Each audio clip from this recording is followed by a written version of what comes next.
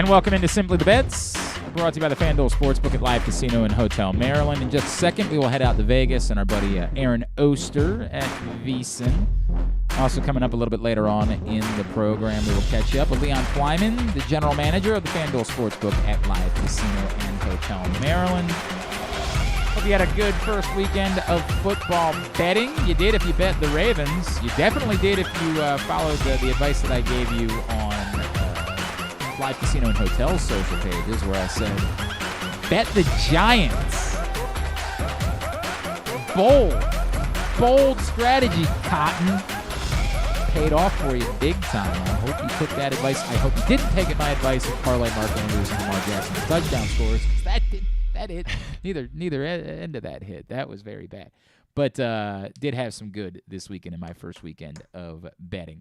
Also a mixed bag for Aaron Oster, who I think makes up for his losses via the one that he hit, because when you hit a long shot, that feels really good. I hope he actually puts some dollars down on it. Let's head out to Vegas right now. Aaron Oster standing by from VSiN. What's going on, pal? How are you? Yeah, as you said, killed it in the prop market this weekend. Not quite as good on the sides and totals, but killed it in the prop market, so that definitely helped. Did you actually have money on the Cooper Kupp, Stephon Diggs to both go over 100 receiving yards? I did, and then I also had a couple other Diggs-related props, and I had over receptions for him. So that night was good for me, and then had some other fun stuff throughout the weekend. I'm definitely a big prop player, which usually a little bummed. This is on Tuesday, so I couldn't give out props. But, yeah, so overall a pretty good weekend for me. How about you? It was mixed bag. It was a mixed bag. I, like you, did play a Mark Andrews anytime touchdown score, so that was a bummer. I, like I just said, parlayed it actually with Lamar Jackson as an anytime touchdown scorer, so that was brutal. My big hit this weekend was the Giants. I was all over that. The Giants. Going over Aaron's, missed the Mark Andrews one. Also missed his love bet, which is that's the tough one to swallow, because the love ones are the ones that are supposed to be a guarantee. Like, those are the ones people are supposed to, again, remember, run to the Fanduel Sportsbook at Live Casino and Hotel in order to get in. Aaron had the 49ers -6.5 against the Bears. They didn't quite come through there. Yeah, they didn't end up playing yet, though, when the rain started popping up in the forecast. So. Yeah, that definitely changed things, there's no doubt. But he told you to play that plus 700 parlay on Cooper Kupp and Stephon Diggs, both over 100 yards. Got that. Also, told you not to play that teaser on the Ravens, Saints, Colts, 49ers, and Broncos, which almost none of it worked out. Exactly. Is the hilarious Told you to worry about that. Yeah, Aaron said, like, hey, one of those isn't going to work. Well, as it turns out, most of them did not work. The majority. Technically, the Saints did come back and win, and the Ravens obviously held up their end of the bargain. But everybody else let you down big time if you were just trying to ride with the favorites. And I'm guessing that you had a rough week in your suicide pools. Just guessing, did not go so well. The famous one out here in Vegas, the Circa Survivor pool, which is $1,000 buy-in, 55% of the people are already out. I believe it. By the way, our buddy Jeremy Kahn, it was such a bloodbath for him. I know he runs a 100-person Survivor pool. Before last night, it was down to 23 people that were left in it. Yep. And after last night... So it's down to like 10. And so much so that he's firing up another pool starting this week, because so many people were out. Also, Griffin goes back in time and pulls out that once upon a time, Aaron told you before the season began to take the Panthers +3 against the Browns. And that did indeed hit. While the Browns won 26-24, the Panthers covered the 3 points. So if you did that back when Aaron told you to do it on June 14th, hey, sometimes you got to get in that way. Yeah, I mean, I do not have the stomach for those types of bets, but you would have been a winner that way. All right, let's get into it. 4 L's for sports betting this week. Aaron, begin. Tell me what it is that you like locally. This is an interesting game between the Ravens and the Dolphins. The total right now is sitting at 44.5. It was at 43.5 last night, so it's ticked up a point. And feels like the numbers continuing to tick up. I see one shop has gone up to 45, though 44.5 does seem to be standard right now. And I think this number's a bit low after both teams played, really bad offenses last week. Totals deflated because of it. Both teams have big play potential. So even if both defenses play reasonably well, I do think both defenses are good, if maybe not quite as good as they looked in week one.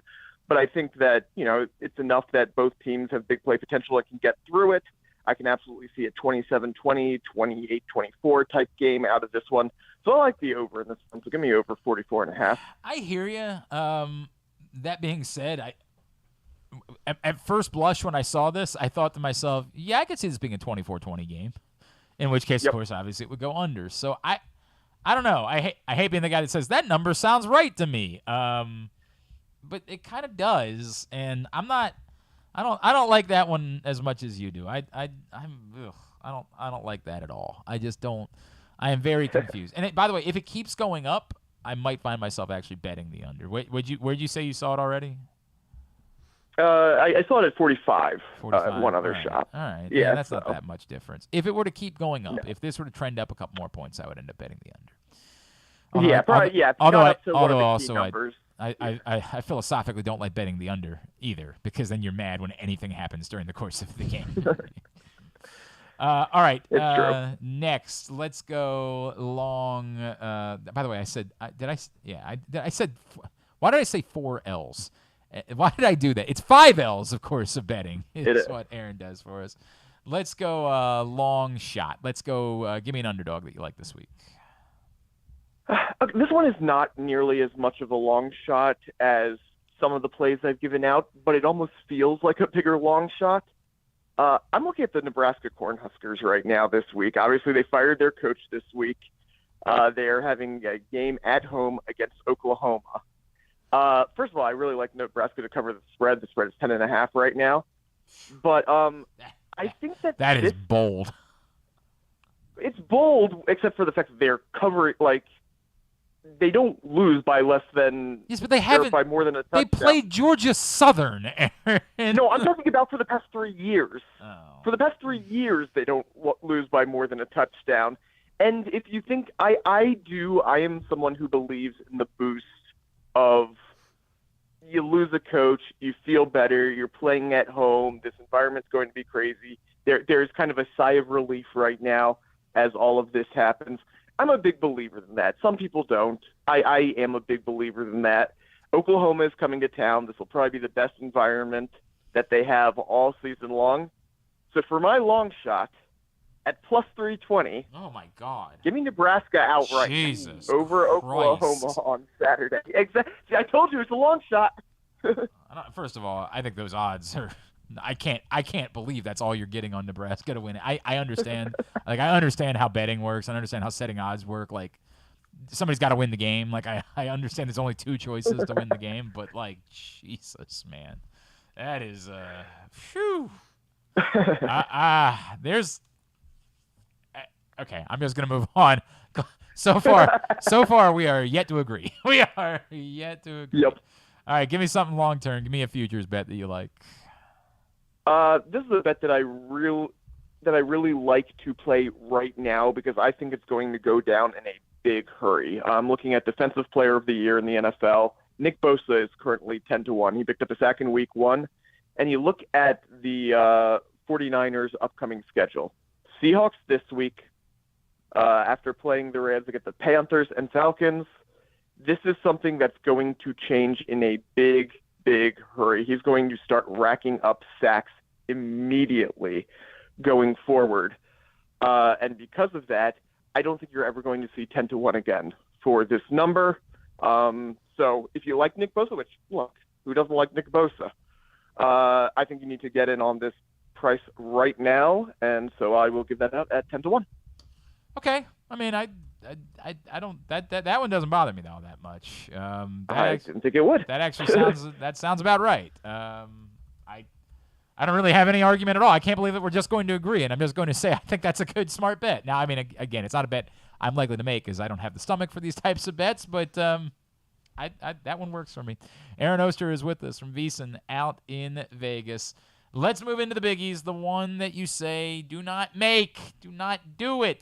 Lock yourself up in a room and prevent yourself from making this bet because it is a loser. It is a bigger loser than a Jason Biggs movie. What do you got? Man, Jason Biggs just catching strays out of nowhere. Well, he literally made a movie called Loser. That is true. I mean, that is true. That's the bit. It's a good one.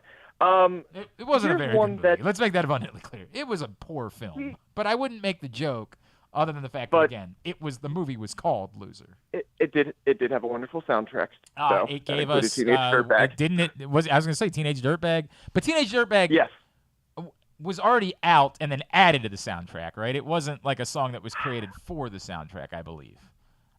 Yeah, but the music video included Jason Biggs and Mina Savari. So That is true. I believe the Everclear song "Loser" was made for the film, if I remember correctly. There we go. Boy, we are chasing away just about anybody whatsoever. Why would anyone listen to us talk about this? Get to the part. Get to the thing. So the loser. By the way, I also had such a thing for Mina Suvari at that point in my life. Again, I'm doing a show right now for an audience of like 3 people. There are like 3 people. The 2 young people that are in the room with me right now are like, "What in the F are you talking about?" It's true. Go ahead. It's true.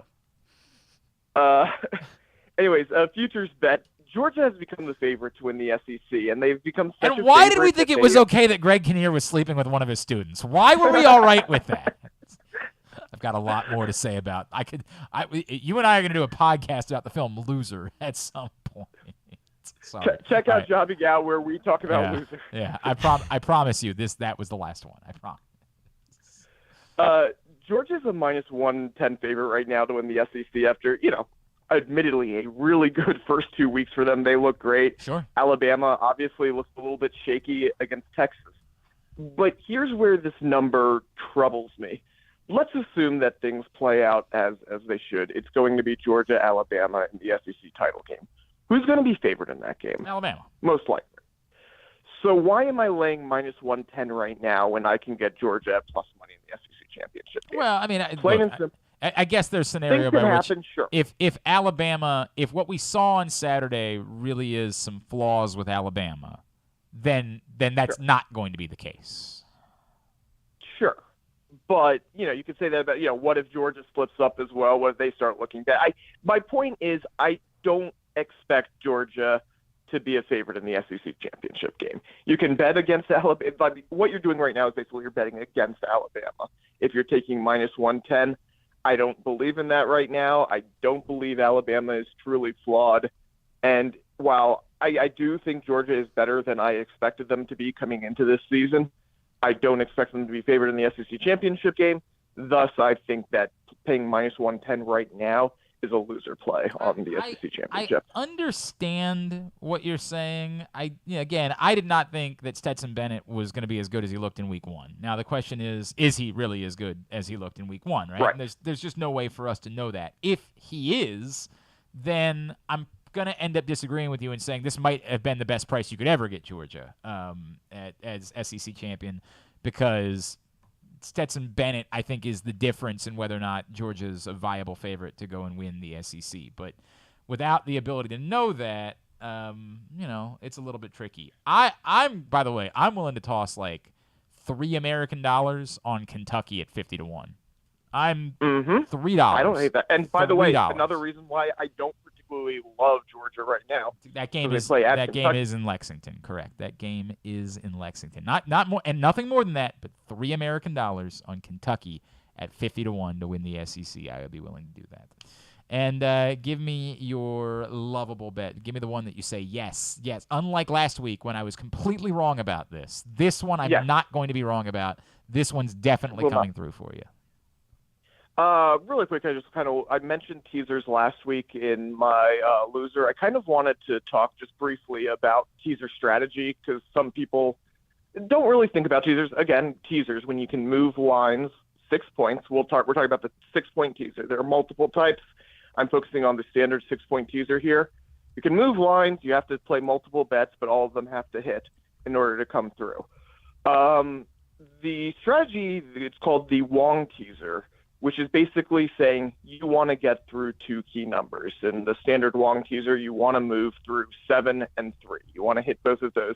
That's how you make up your money that you have to pay with the juice in order to hit all of those.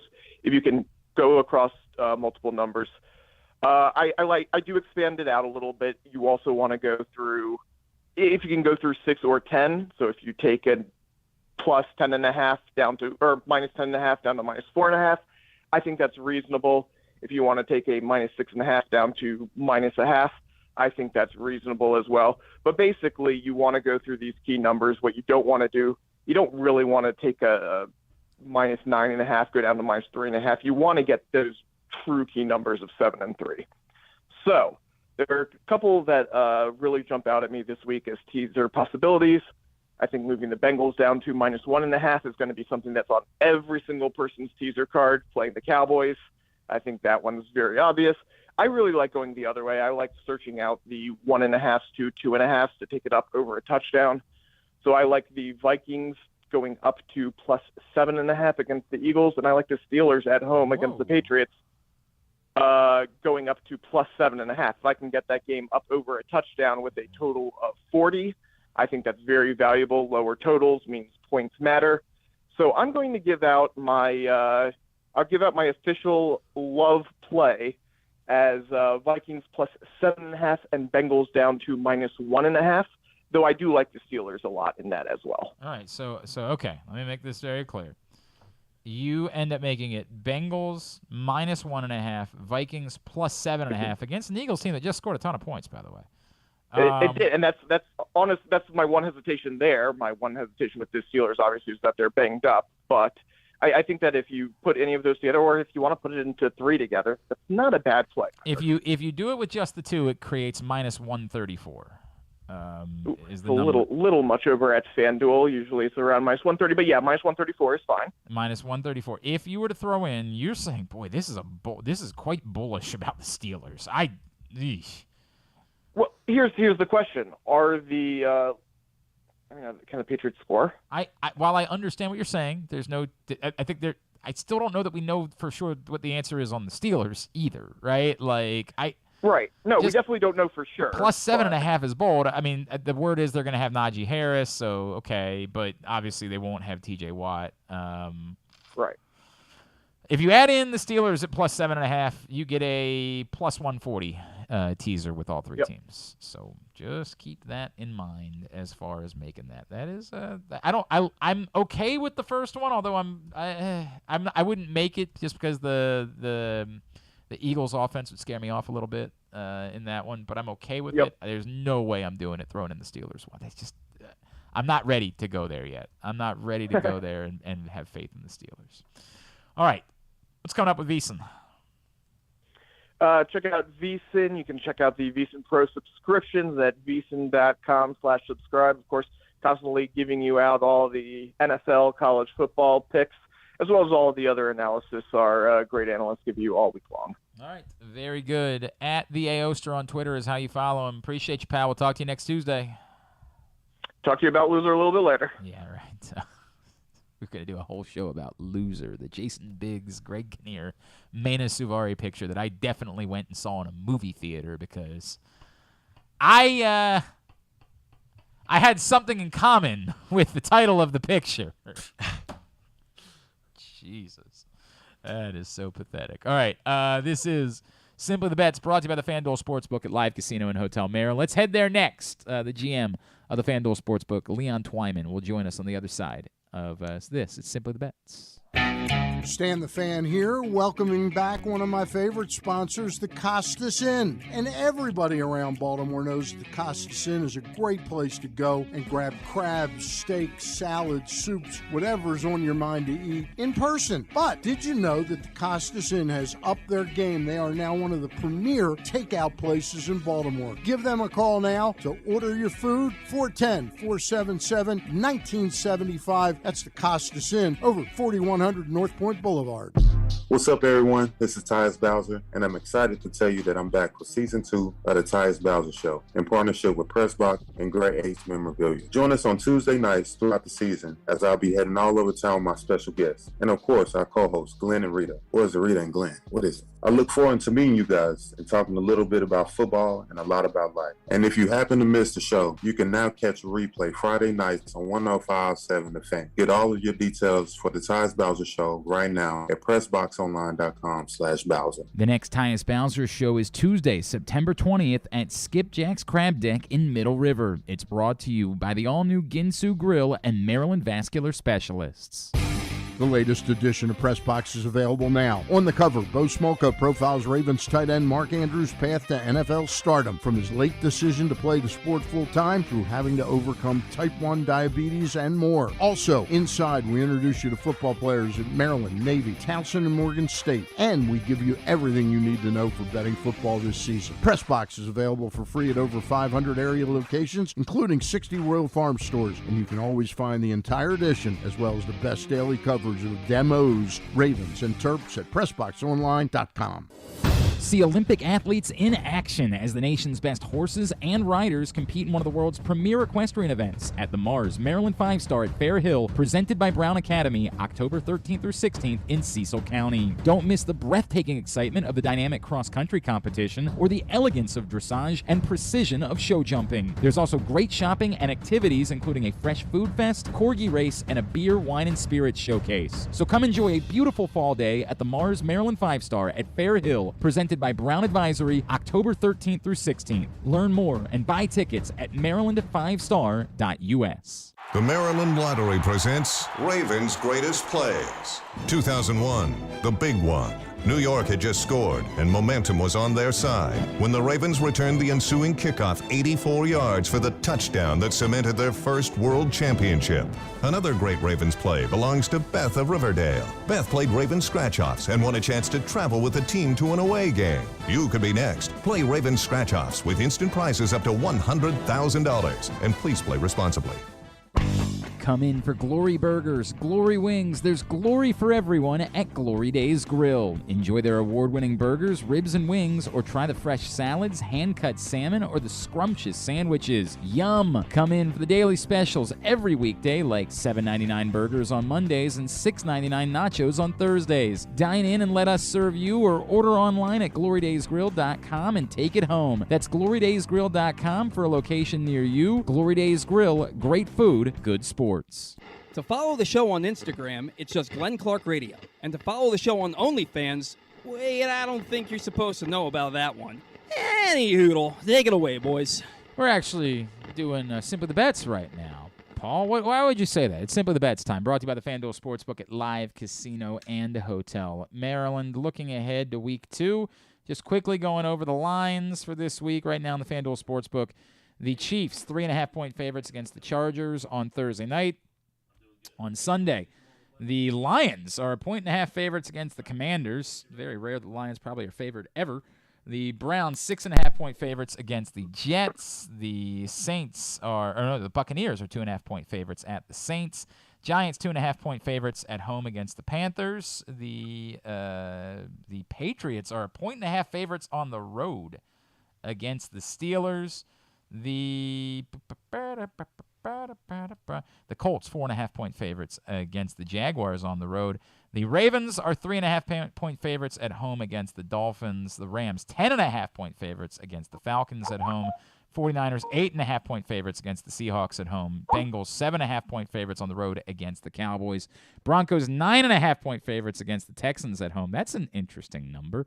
Raiders, 5.5-point favorites at home against the Cardinals. On Sunday night, it's the Packers, 9.5-point favorites at home against the Bears. And on Monday, it is the Bills, 9.5-point favorites at home against the Titans. Joining us now, he is the general manager of the Fanduel Sportsbook at Live Casino and Hotel Maryland. He's our buddy Leon Twyman. What's going on, pal? How are you? Hey, good. How you doing? I'm good, man. Did you win the Fanduel Combine? What was your 40 time? It's pretty quick. Yeah? So quick I can't even tell you all. Oh, weird. Weird. That's really strange how that worked out. I'm imagining it was quite the busy weekend in the Fanduel Sportsbook. It was absolutely insane in here. I mean, it was just so crowded. I mean, people were everywhere, just so excited for the first Sunday football. How did the book do? We did actually extremely well. Yeah, well. An upset-laden day in the NFL, I'm guessing, helped quite a bit. Oh, it helped us a lot. And I will tell you, for the entire weekend, Saturday and Sunday, we took over 22,000 bets. Wow. Yeah. Wow. That is a significant number. Do you know, so for that weekend, do you know how many bets of those 22,000 were won? Do you have those stats? I don't have that. Okay. But I can tell you we had a very strong hold. I imagine. Okay, so what was the big one on Sunday? Like, when people talk about their survivor pools or their, whatever you want to call it, their suicide pools, and everybody says, hey, they got screwed by, whether it was the 49ers losing to the Bears or the Colts and Texas finishing in a tie. What was the game that lost people the most in the book on Sunday? Bengals and Steelers. Really? Yes. Wow, that's interesting, and that makes sense. Also, I imagine there's a good amount of Steelers hate around here, so people want to root against the Steelers anyway, and so why not bet it? Man, yeah, that one plays out. That one would have been very good for you. Look, can you give me a sense for how long it takes? And you've been doing this for a while. How long does it take? I pointed out a couple numbers in there, right, when I was going through them. Like the Broncos, despite losing last night, and despite the fact that the Texans tied the Colts, the Broncos are still huge favorites. In your history of doing this, how long does it take for numbers to start getting seriously adjusted by the results of the games that we've seen? I would say at least by week 4. Okay. Is what I'm expecting, 4 to 5. Those first couple of weeks, people are still trying to feel it out. Just with us, here at the book, we took a significant amount of bets, but we didn't have any large wagers. Interesting. That was very surprising to me because usually it's nothing new for us to take $50,000 to $100,000 on a single bet. Our highest bet over the weekend was $20,000, and that was only one. Wow. And what is it typically? Okay, how many in a month? How many bets of that size do you typically have come in? Oh, we have a ton. Really? We have a ton of them. And I know that some of that are people representing other people that come in and lay down huge bets, and it's really 100 people that are making bets. I know that because I've talked to those people when I've been hanging out in the Fanduel Sportsbook at Live Casino and Hotel. Somebody will show me when we do an event there, I'll be like, all right, whoever's lost the most today, I'll hook you up with a T-shirt. And somebody will walk up to me and show me a ticket where they lost $20,000. I'll be like, well, sorry about your $20,000, but here's your T-shirt. Totally just as good, Yeah, definitely. Look, it gets pretty wild, man. We do take large numbers. I will tell you though, last night, because I usually don't count Monday night games for the weekend. I usually just count Saturday, Sunday. Sure. But we did take a $35,000 bet. And it was for the Broncos -2.5. Oh no! Oh no! So he bought it down and lost. Oh man, that is a rough scene. That guy, I can only imagine that guy watching Nathaniel Hackett line up to kick the field goal at the end of the game, just in a murderous rage, just ready. Although again, as I said, I have had moments where I've been like, how is it that you are not more suicidal after you lost $20,000? And somebody's been like, well, it wasn't all my money. And I'd be like, oh, okay, I guess I can understand that. All right, he's Leon Twyman. He is the general manager of the Fanduel Sportsbook at Live Casino and Hotel. So we're past the Fanduel Combine. What else is going on? What promotions are still available? What else is going on during football season? So right now, the big one that everyone's trying to get used to because, people are pros at same-game parlays, but when you actually have to make a same-game parlay, people get confused by it. So right now, we have a free bet promo going on. So if you place a $25 parlay, you get the $5 free bet. In a single ticket, it caps up to $50 in the free bet. So the way it works is what you earn it between Monday and Sunday, and you can use it that following week. Okay.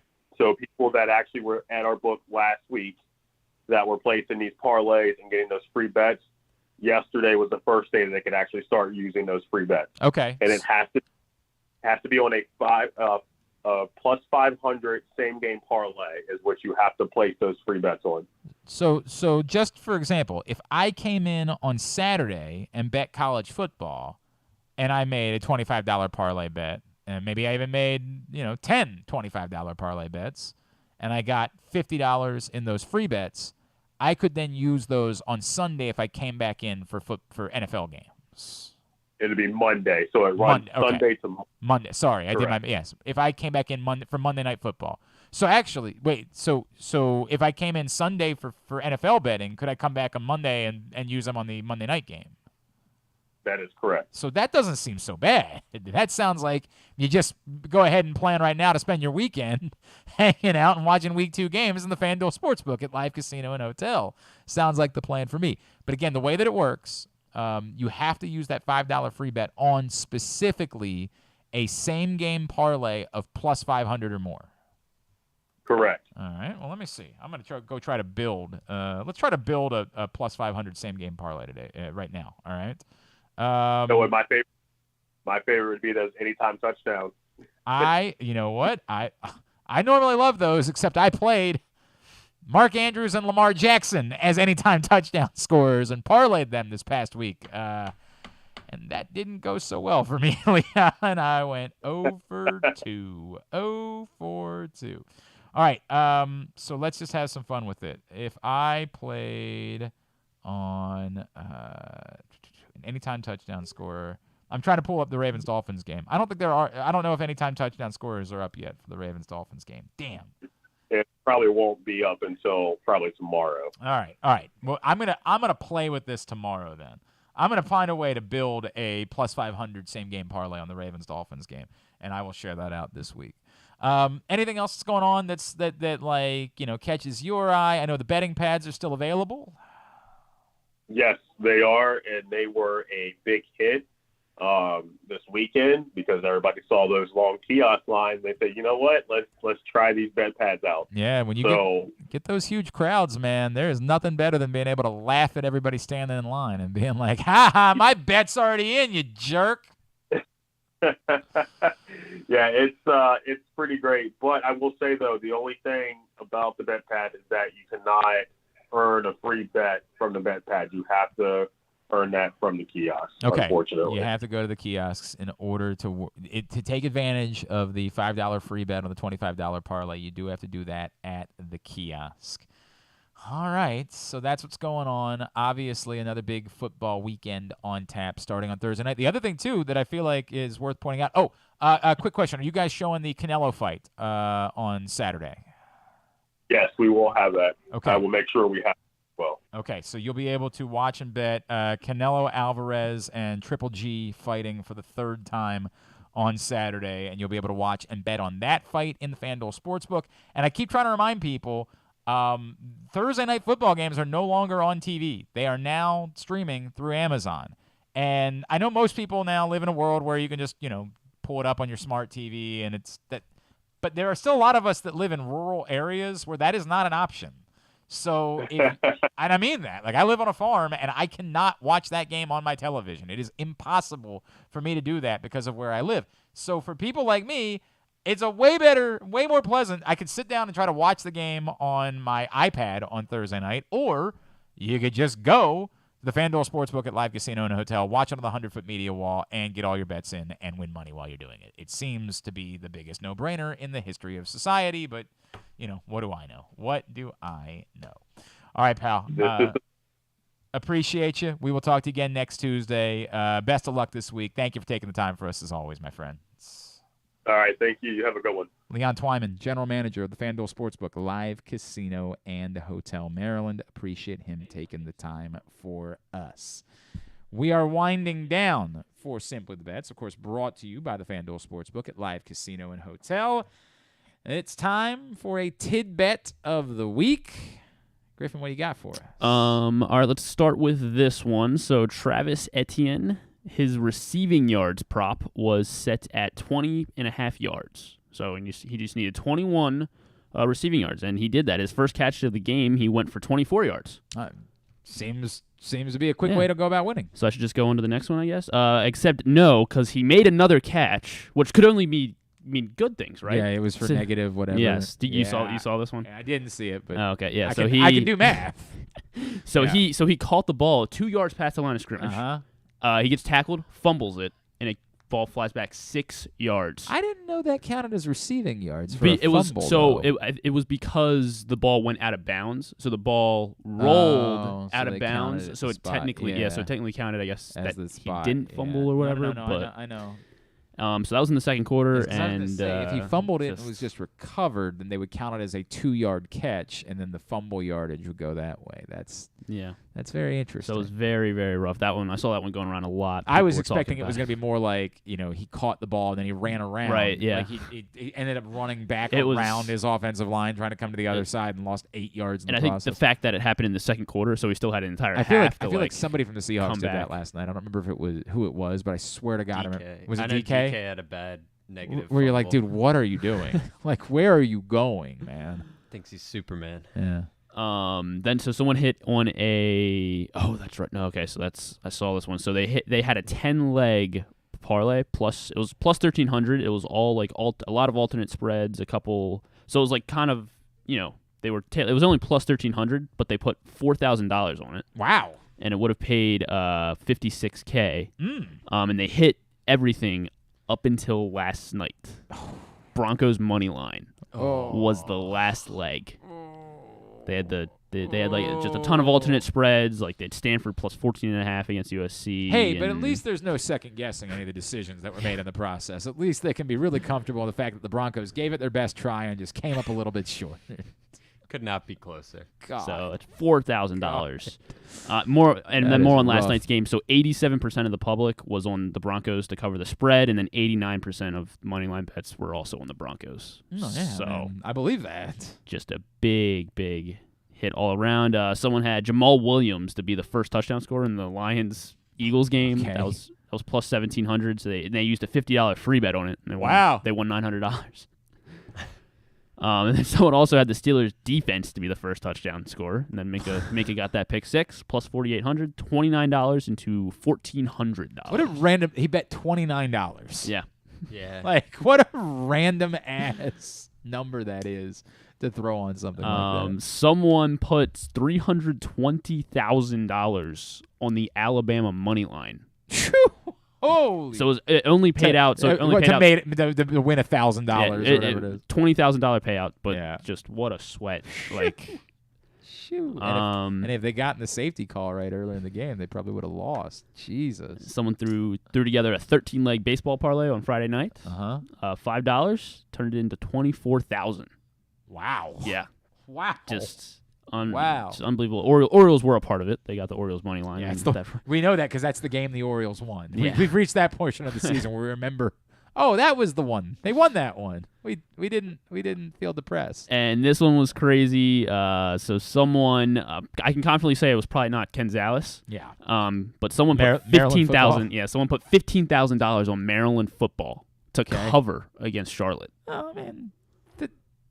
I mean, that's what they were supposed to do. Yeah, they were, but the other bet was the dumb bet. Yeah, but yeah, that's a bold number. I don't know how wealthy you are that was the number that you're willing to go with. Yeah, and then someone also put $8 last night on Colby Parkinson to be the second touchdown scorer for the Seahawks. What an insane random bet on the second touchdown score. I think it's like next touchdown scorer, right? Like, so who will be the Seahawks' second touchdown scorer after they scored their first? I do like Colby Parkinson, as was pointed out by Leon. I do like anytime touchdown scorer bets. Of course, again, they did not work out for me in the Ravens game, but I do like those bets. I also like in basketball. I like betting specifically in the NCAA tournament first basket scorer. I like that because it's almost always your star. Like whatever it is. It's like they're trying to go get involved in the game. They're trying to get into it. And so that was a big one that I hit in the championship game. What's the dude, Achobe or whatever? That guy? Abachi. What is that guy? Yeah, I'm sorry. O'Shea Abachi. O'Shea Abachi, yes. Yeah. I made a nice little chunk of change betting him as first basket scorer in the national championship game. All right, very good. Thank you, Griffin. Appreciate it. Thanks to Aaron Oster. Thanks to Leon Twyman. We will be back Thursday morning for Weekend at Bookies at 11:40 a.m. John in Little Rock was checking in. He said he really likes the Maryland cover and the over. Well, I definitely like the over. I like the over as well. What's the It's 3.5. He said he wants to bet on Arkansas to win the SEC. Nah, I don't think I'm willing to do that. John, I'm going to let you have that one on your own. He also wants to know if the app works in Maryland yet. It does not. No, it does not. It does not. Does not. But there was a step in the process that happened last week, and we're hoping that means 6 months. I mean, the hope is 3 months. Right. Is really the hope, but it could mean anything. I mean, it just could mean anything. All right, we'll see you on Thursday for Weekend at Bookies. This has been Simply the Bets. May the odds be ever in your favor.